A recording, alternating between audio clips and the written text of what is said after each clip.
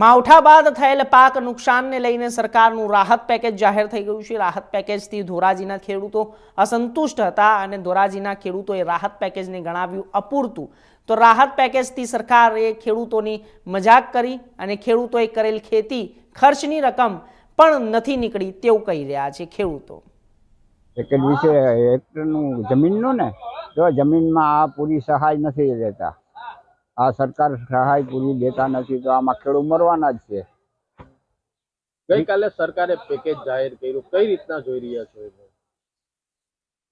ગઈકાલે રાહત પેકેજ જે સરકારે જાહેર કર્યું એને કઈ રીતે તમે જોઈ રહ્યા છો?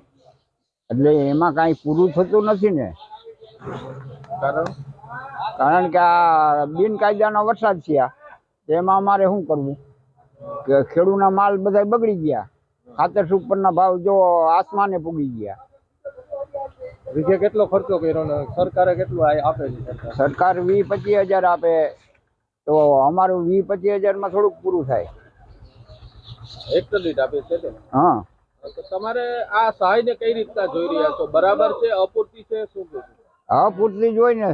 રાહત પેકેજ જે જાહેર કર્યું છે ને એ હાવ મજાક મસ્તીનું છે અને ઉત્પાદનમાં અમારે કાંઈ લેવાપણું જ નથી। મગફળી બધી પલળી ગઈ અને વીઘે 20,000નો ખર્ચો થતો હોય વીઘે, અને અટાણે 6 વીઘાના 22,000 રૂપિયા એટલે એ શું કહેવાય? વીઘાનો શું થયું? અમને કાંઈ મળ્યું નથી, સમજી ગયા?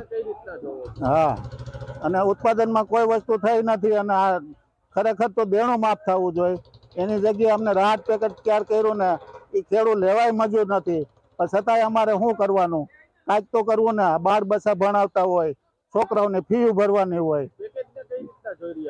પેકેટ અમને તો બહુ સારું ગણતા હતા, એને બદલે પેકેટ હાવ કાંઈ આવ્યું નથી। એમ રાહત ઓછી થાય।